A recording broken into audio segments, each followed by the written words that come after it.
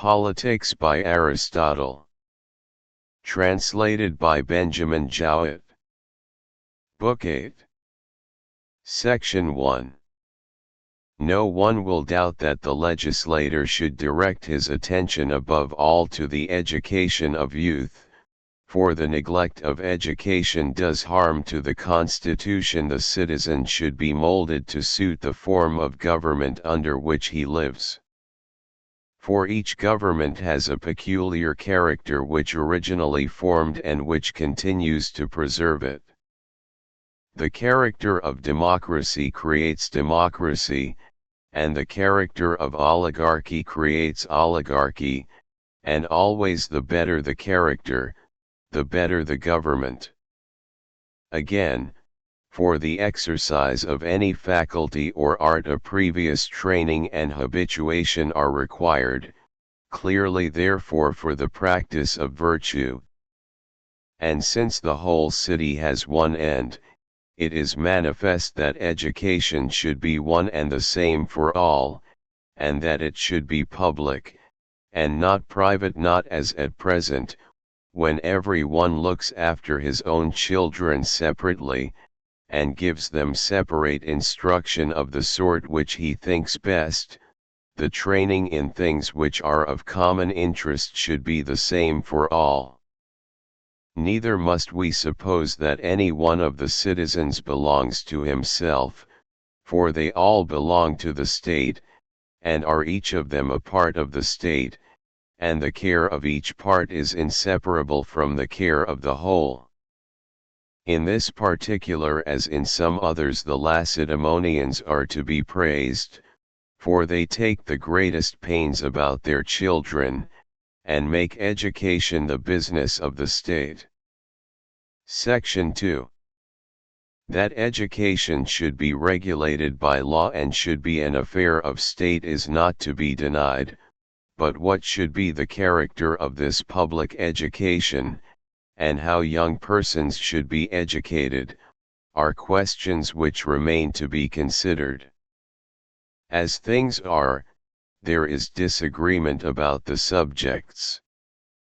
For mankind are by no means agreed about the things to be taught, whether we look to virtue or the best life. Neither is it clear whether education is more concerned with intellectual or with moral virtue. The existing practice is perplexing. No one knows on what principle we should proceed. Should the useful in life, or should virtue, or should the higher knowledge, be the aim of our training? All three opinions have been entertained.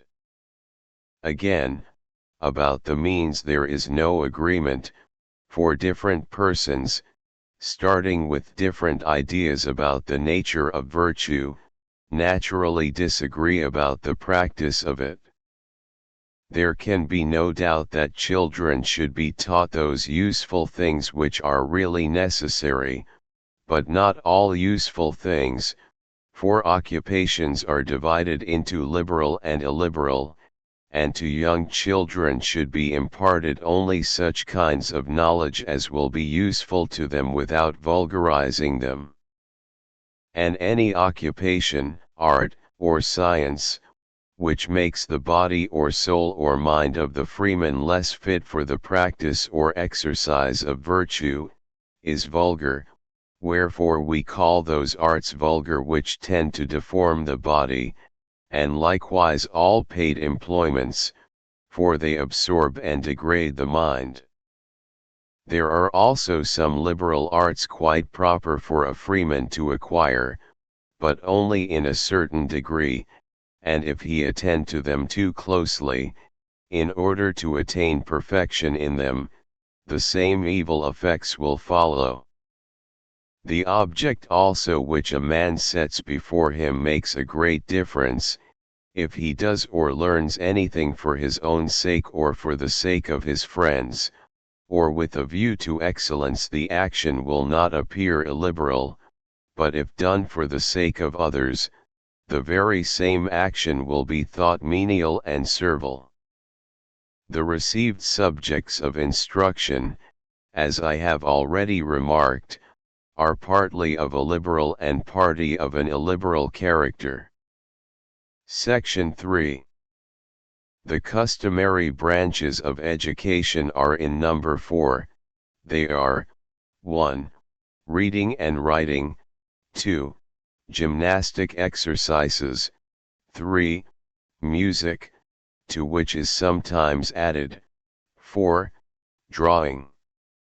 Of these, reading and writing and drawing are regarded as useful for the purposes of life in a variety of ways, and gymnastic exercises are thought to infuse courage. Concerning music, a doubt may be raised. In our own day most men cultivate it for the sake of pleasure, but originally it was included in education, because nature herself, as has been often said, requires that we should be able, not only to work well, but to use leisure well, for, as I must repeat once again, the first principle of all action is leisure.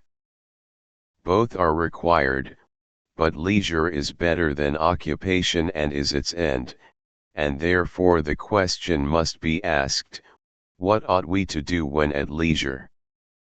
Clearly we ought not to be amusing ourselves, for then amusement would be the end of life. But if this is inconceivable, and amusement is needed more amid serious occupations than at other times, for he who is hard at work has need of relaxation, and amusement gives relaxation, whereas occupation is always accompanied with exertion and effort, we should introduce amusements only at suitable times, and they should be our medicines, for the emotion which they create in the soul is a relaxation, and from the pleasure we obtain rest.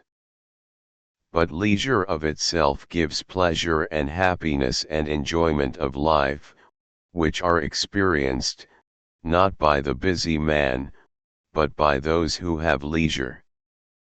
For he who is occupied has in view some end which he has not attained, but happiness is an end, since all men deem it to be accompanied with pleasure and not with pain. This pleasure, however, is regarded differently by different persons, and varies according to the habit of individuals. The pleasure of the best man is the best, and springs from the noblest sources. It is clear then that there are branches of learning and education which we must study merely with a view to leisure spent in intellectual activity, and these are to be valued for their own sake, whereas those kinds of knowledge which are useful in business are to be deemed necessary, and exist for the sake of other things.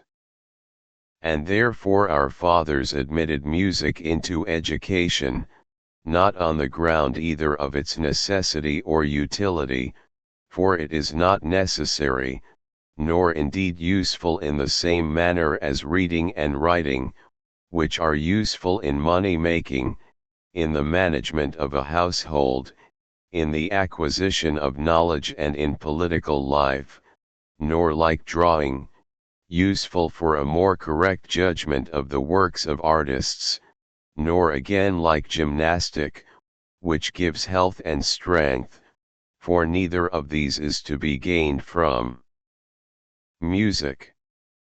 There remains, then, the use of music for intellectual enjoyment in leisure, which is in fact evidently the reason of its introduction, this being one of the ways in which it is thought that a freeman should pass his leisure, as Homer says, but he who alone should be called to the pleasant feast, and afterwards he speaks of others whom he describes as inviting the bard who would delight them all. And in another place Odysseus says there is no better way of passing life than when men's hearts are merry and the banqueters in the hall, sitting in order, hear the voice of the minstrel. It is evident, then, that there is a sort of education in which parents should train their sons, not as being useful or necessary, but because it is liberal or noble. Whether this is of one kind only, or of more than one, and if so, what they are, and how they are to be imparted, must hereafter be determined. Thus much we are now in a position to say, that the ancients witness to us, for their opinion may be gathered from the fact that music is one of the received and traditional branches of education. Further, it is clear that children should be instructed in some useful things, for example, in reading and writing, not only for their usefulness, but also because many other sorts of knowledge are acquired through them. With a like view they may be taught drawing, not to prevent their making mistakes in their own purchases, or in order that they may not be imposed upon in the buying or selling of articles, but perhaps rather because it makes them judges of the beauty of the human form. To be always seeking after the useful does not become free and exalted souls.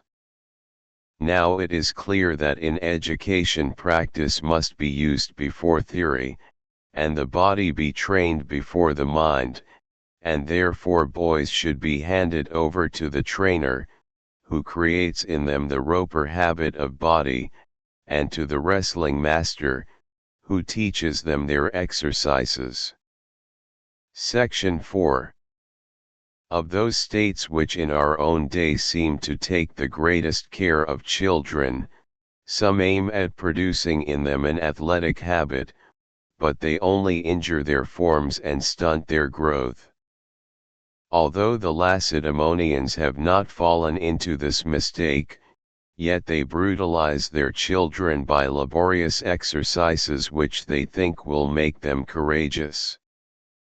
But in truth, as we have often repeated, education should not be exclusively, or principally, directed to this end. And even if we suppose the Lacedaemonians to be right in their end, they do not attain it. For among barbarians and among animals courage is found associated, not with the greatest ferocity, but with a gentle and lion-like temper. There are many races who are ready enough to kill and eat men, such as the Achaeans and Heniochi, who both live about the Black Sea, and there are other mainland tribes, as bad or worse, who all live by plunder, but have no courage. It is notorious that the Lacedaemonians themselves, while they alone were assiduous in their laborious drill, were superior to others, but now they are beaten both in war and gymnastic exercises.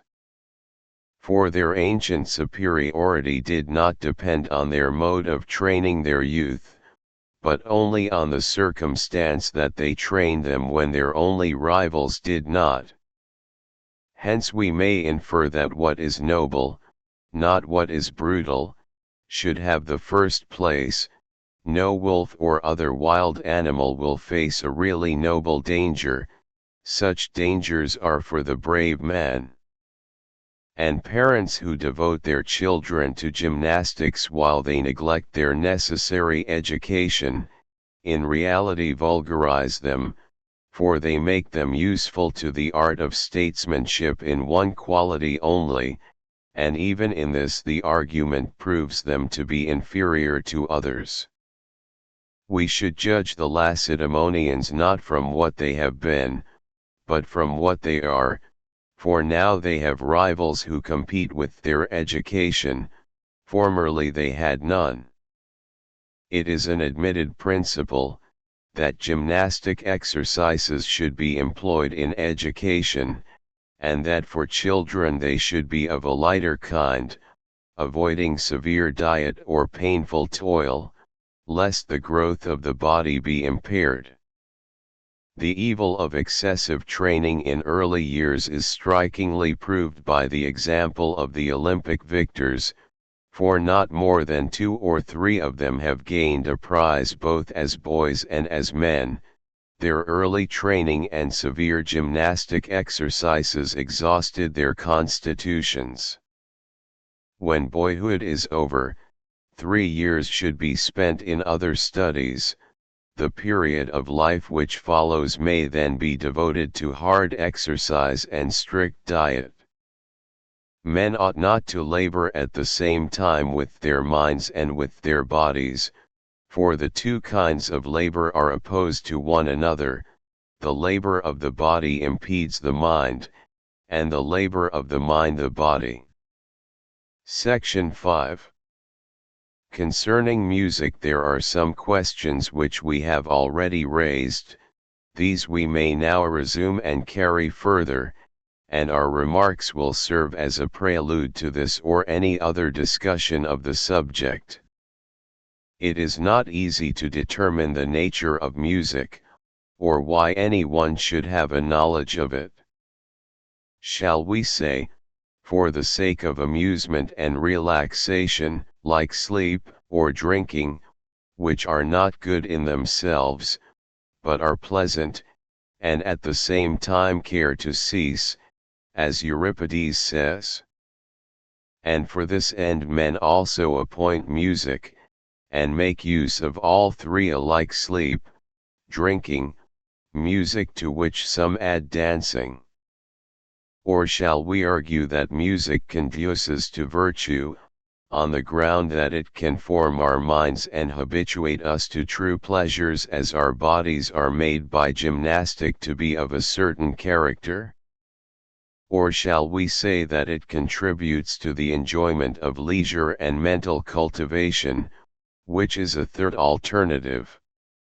Now obviously youths are not to be instructed with a view to their amusement, for learning is no amusement, but is accompanied with pain.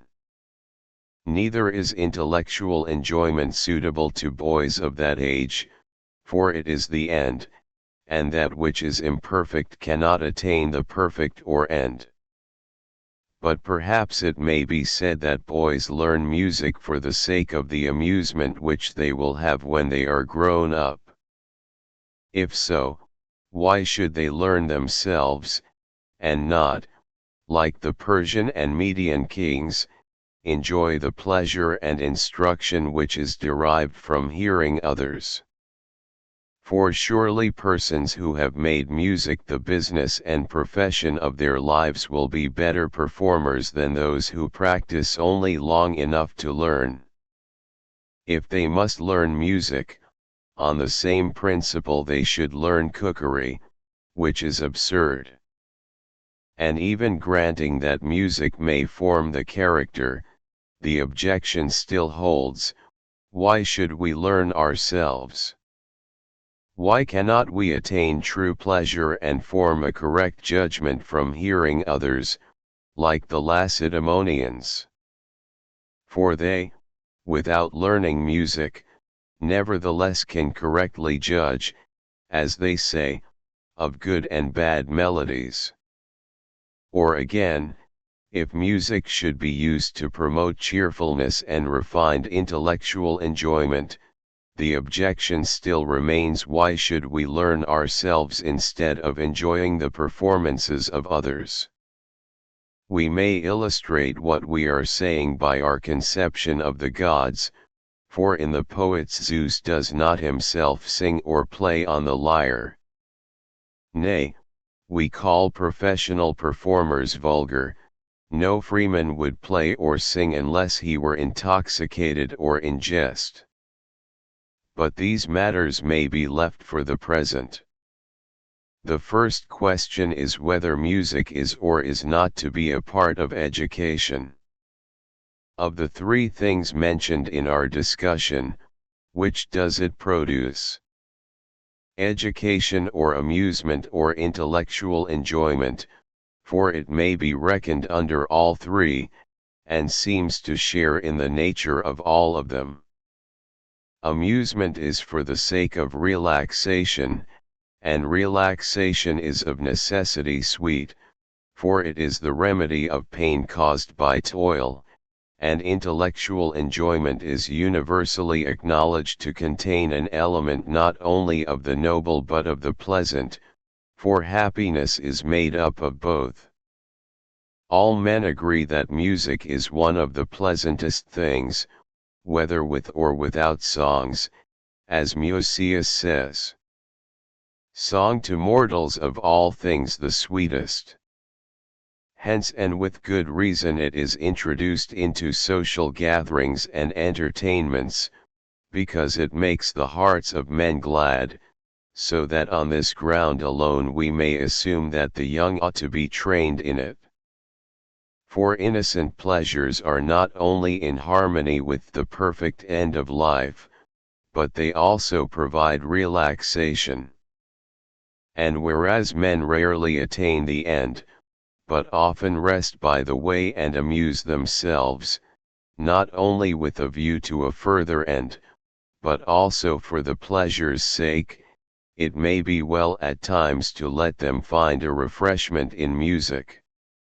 It sometimes happens that men make amusement the end, for the end probably contains some element of pleasure, though not any ordinary or lower pleasure, but they mistake the lower for the higher, and in seeking for the one find the other, since every pleasure has a likeness to the end of action. For the end is not eligible for the sake of any future good, nor do the pleasures which we have described exist for the sake of any future good but of the past, that is to say, they are the alleviation of past toils and pains. And we may infer this to be the reason why men seek happiness from these pleasures. But music is pursued, not only as an alleviation of past toil, but also as providing recreation. And who can say whether, having this use, it may not also have a nobler one? In addition to this common pleasure, felt and shared in by all, for the pleasure given by music is natural, and therefore adapted to all ages and characters, may it not have also some influence over the character and the soul? It must have such an influence if characters are affected by it. And that they are so affected is proved in many ways, and not least by the power which the songs of Olympus exercise, for beyond question they inspire enthusiasm, and enthusiasm is an emotion of the ethical part of the soul. Besides, when men hear imitations, even apart from the rhythms and tunes themselves, their feelings move in sympathy. Since then music is a pleasure, and virtue consists in rejoicing and loving and hating aright, there is clearly nothing which we are so much concerned to acquire and to cultivate as the power of forming right judgments, and of taking delight in good dispositions and noble actions. Rhythm and melody supply imitations of anger and gentleness, and also of courage and temperance, and of all the qualities contrary to these, and of the other qualities of character, which hardly fall short of the actual affections, as we know from our own experience, for in listening to such strains our souls undergo a change. The habit of feeling pleasure or pain at mere representations is not far removed from the same feeling about realities. For example, if any one delights in the sight of a statue for its beauty only, it necessarily follows that the sight of the original will be pleasant to him. The objects of no other sense, such as taste or touch, have any resemblance to moral qualities. In visible objects there is only a little, for there are figures which are of a moral character, but only to a slight extent, and all do not participate in the feeling about them. Again, figures and colors are not imitations, but signs, of moral habits, indications which the body gives of states of feeling. The connection of them with morals is slight, but in so far as there is any, young men should be taught to look, not at the works of Poussin, but at those of Polygnotus, or any other painter or sculptor who expresses moral ideas. On the other hand, even in mere melodies there is an imitation of character, for the musical modes differ essentially from one another, and those who hear them are differently affected by each. Some of them make men sad and grave, like the so-called Mixolydian, others enfeeble the mind, like the relaxed modes, another, again, produces a moderate and settled temper, which appears to be the peculiar effect of the Dorian. The Phrygian inspires enthusiasm. The whole subject has been well treated by philosophical writers on this branch of education, and they confirm their arguments by facts. The same principles apply to rhythms. Some have a character of rest, others of motion, and of these latter again, some have a more vulgar, others a nobler movement. Enough has been said to show that music has a power of forming the character, and should therefore be introduced into the education of the young. The study is suited to the stage of youth, for young persons will not, if they can help, endure anything which is not sweetened by pleasure, and music has a natural sweetness. There seems to be in us a sort of affinity to musical modes and rhythms, which makes some philosophers say that the soul is a tuning, others, that it possesses tuning. Section 6. And now we have to determine the question which has been already raised, whether children should be themselves taught to sing and play or not. Clearly there is a considerable difference made in the character by the actual practice of the art. It is difficult, if not impossible, for those who do not perform to be good judges of the performance of others. Besides, children should have something to do, and the rattle of Archytas, which people give to their children in order to amuse them and prevent them from breaking anything in the house, was a capital invention, for a young thing cannot be quiet. The rattle is a toy suited to the infant mind, and education is a rattle or toy for children of a larger growth. We conclude then that they should be taught music in such a way as to become not only critics but performers. The question what is or is not suitable for different ages may be easily answered, nor is there any difficulty in meeting the objection of those who say that the study of music is vulgar. We reply, 1. In the first place, that they who are to be judges must also be performers, and that they should begin to practice early, although when they are older they may be spared the execution. They must have learned to appreciate what is good and to delight in it, thanks to the knowledge which they acquired in their youth. As to 2.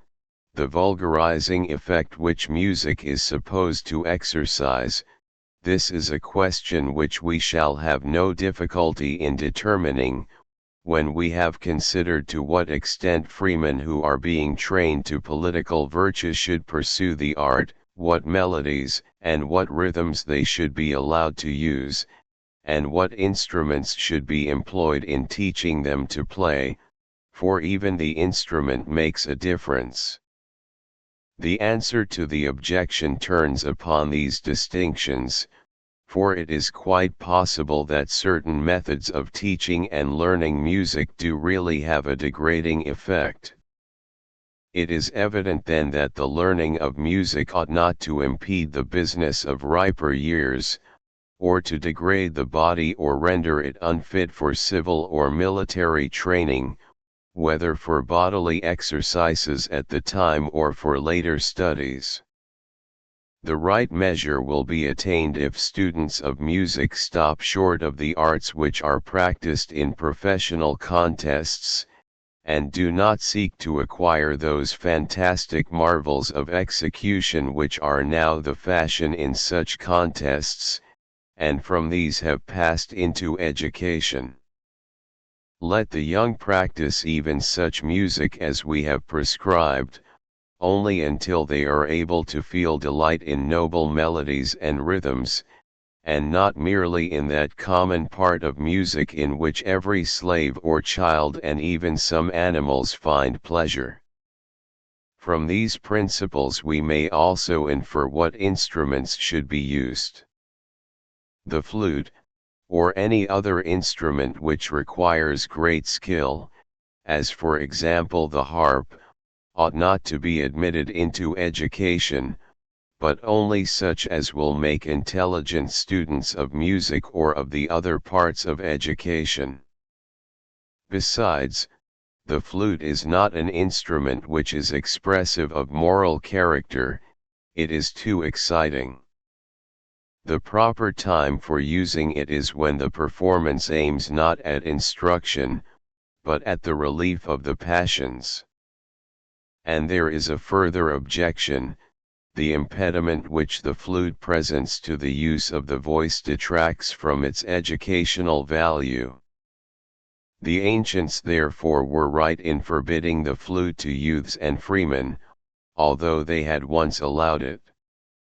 For when their wealth gave them a greater inclination to leisure, and they had loftier notions of excellence, being also elated with their success, both before and after the Persian War, with more zeal than discernment they pursued every kind of knowledge, and so they introduced the flute into education.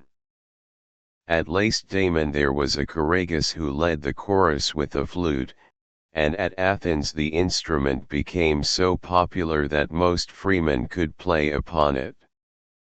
The popularity is shown by the tablet which Thrasybus dedicated when he furnished the chorus to Ecphantides.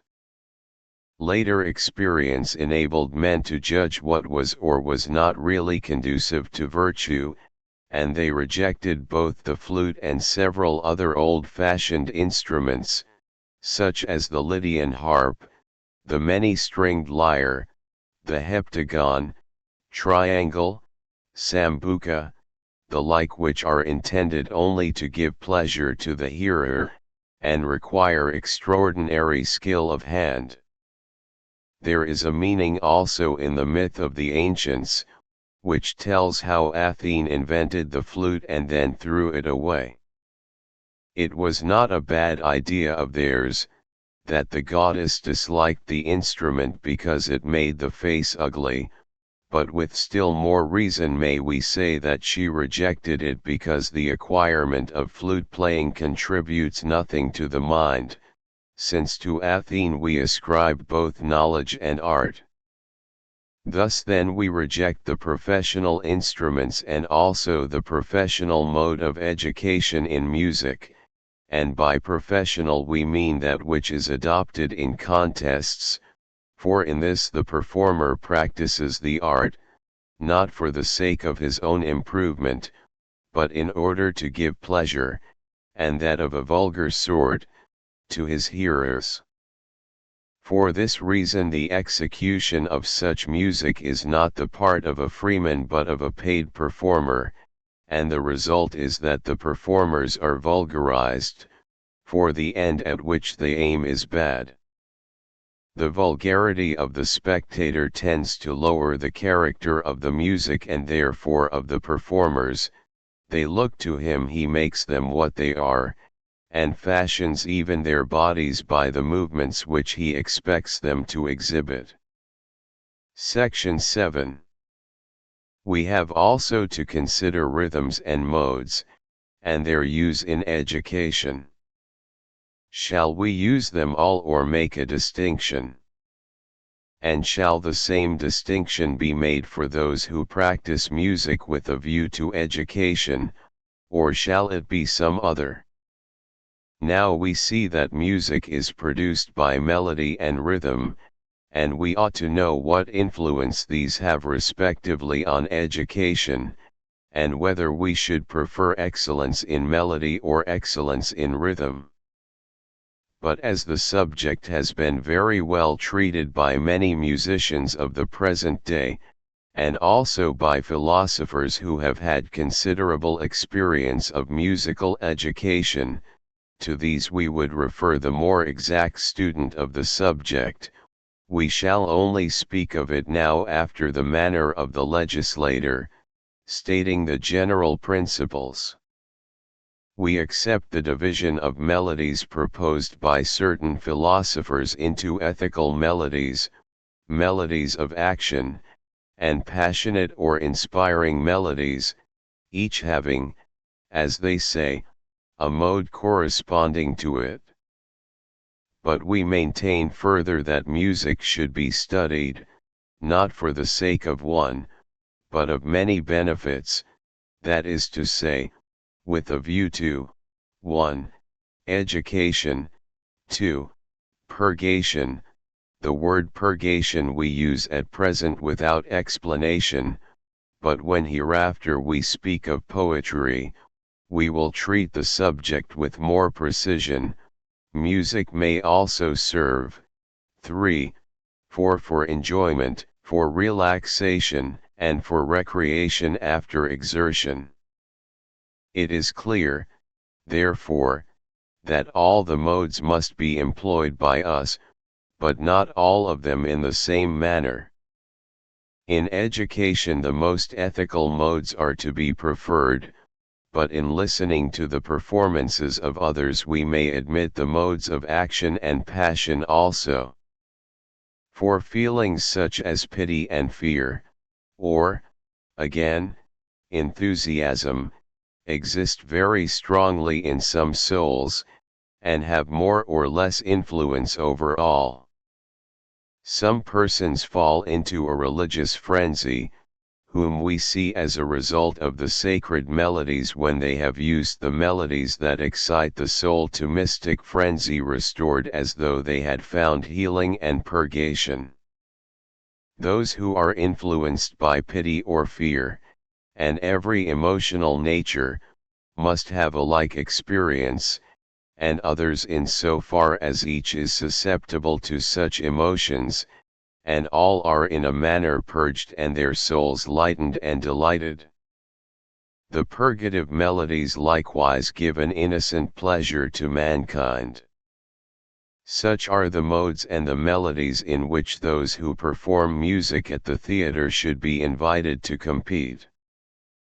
But since the spectators are of two kinds, the one free and educated, and the other a vulgar crowd composed of mechanics, laborers, and the like, there ought to be contests and exhibitions instituted for the relaxation of the second class also. And the music will correspond to their minds, for as their minds are perverted from the natural state, so there are perverted modes and highly strung and unnaturally colored melodies. A man receives pleasure from what is natural to him, and therefore professional musicians may be allowed to practice this lower sort of music before an audience of a lower type.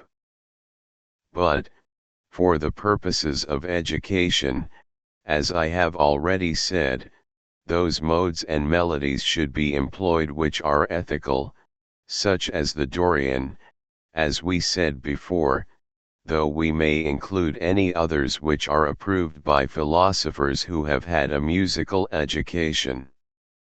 The Socrates of the Republic is wrong in retaining only the Phrygian mode along with the Dorian, and the more so because he rejects the flute, for the Phrygian is to the modes what the flute is to musical instruments. Both of them are exciting and emotional. Poetry proves this, for Bacchic frenzy and all similar emotions are most suitably expressed by the flute, and are better set to the Phrygian than to any other mode. The dithyramb, for example, is acknowledged to be Phrygian, a fact of which the connoisseurs of music offer many proofs, saying, among other things, that Philoxenus, having attempted to compose his Mysians as a dithyramb in the Dorian mode, found it impossible, and fell back by the very nature of things into the more appropriate Phrygian. All men agree that the Dorian music is the gravest and manliest. And whereas we say that the extremes should be avoided and the mean followed, and whereas the Dorian is a mean between the other modes, it is evident that our youth should be taught the Dorian music. Two principles have to be kept in view: what is possible, what is becoming. At these every man ought to aim. But even these are relative to age. The old, who have lost their powers, cannot very well sing the high-strung modes, and nature herself seems to suggest that their songs should be of the more relaxed kind. Wherefore the musicians likewise blame Socrates, and with justice, for rejecting the relaxed modes in education under the idea that they are intoxicating, not in the ordinary sense of intoxication, for wine rather tends to excite men, but because they have no strength in them.